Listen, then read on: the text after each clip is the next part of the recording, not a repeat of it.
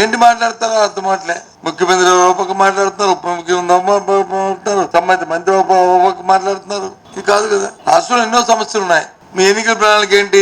20 లక్షల మందికి ఉద్యోగాలు ఇస్తాం. 20 లక్షల మంది ఉద్యోగాలు ఇస్తారో చేస్తారో తెలియదు కానీ, ఏం చేస్తారో మాకు తెలియదు కానీ, ఈ రోజు కేంద్రంలో తీసుకొచ్చిన ఉపాధి హామీ చట్టాన్ని దాని తాలూకా ఆబ్జెక్టివ్ ని మార్చడం వల్ల గ్రామీణ ప్రాంతంలో ఉపాధి కరువైపోతుంది. మళ్ళీ 25 సంవత్సరాలు మళ్ళీ ఈ రాష్ట్రం వెనక్కి వెళ్ళిపోబడుతుంది. ఇది వాస్తవం కాదా? మీరు ఎన్డీఏ భాగస్వాములు కదా, పెద్దగా గొప్పగా చెప్పుకున్నారు కదా. కాలరగేసి మా వల్లే ఈ దేశంలో ఈ భారతీయ జనతా పార్టీ ప్రభుత్వం, ఎన్డీఏ ప్రభుత్వం ఉన్నదని మళ్ళీ రాష్ట్రంలో వలసలు తరుణం ఆసనం అవుతుంది. గ్రామాల్లో పేద ప్రజలు ఉపాధి కోల్పోతారు. పని దొరక్క 5,000 నోట్లోకి వెళ్ళక ఎన్నో ఇబ్బంది పడే పరిస్థితి రాబోయే కాలంలో ఇంకా వస్తుంది. ఇది వాస్తవం.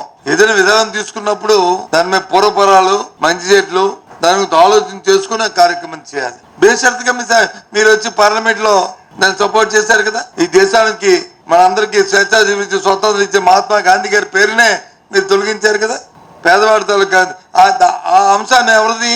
మన రాష్ట్రానికి సంబంధించి ఉప ముఖ్యమంత్రి గారు ఆ పోర్ట్ఫోలియోని ఆయన చూస్తున్నారు. మరి ఏమైంది మీ ఆలోచన?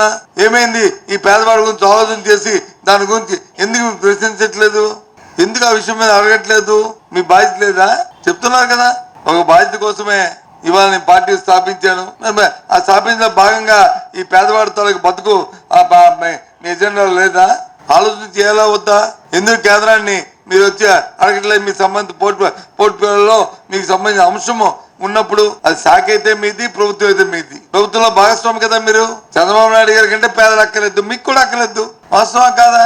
చంద్రబాబు నాయుడు గారు ఎప్పుడు అధికారంలోకి వచ్చా కార్పొరేట్ల గురించి చూస్తాడు. పేదవాడి గురించి కానీ, సామాన్యుల గురించి కానీ, మధ్యతరగతి గురించి ఎప్పుడు ఏనాడు కూడా ఆలోచన చేయడు. ఆయన వారికి ఆలోచన ఆ దృక్పథంగా రాదు. ఇవాళ మరి మీరు అందులో భాగస్వామి కదా, మీరు ప్రశ్నిస్తానంటుంటారు కదా.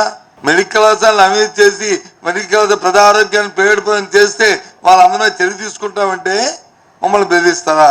బెదిరిస్తూ ఉంటారా మమ్మల్ని? నాకు అర్థం అవ్వట్లేదు. చూస్తున్నాను జ్యోతిష్యాలు చెప్తారు ఏమనంటే మళ్ళీ పార్టీ అధికారంలో రాదని. అధికారంలోకి వచ్చిందా, అధికారం రాలేదా, ఎవరు గెలిచారా, ఎవరు పోయారా, అవన్నీ అందరూ తెలిసిందే.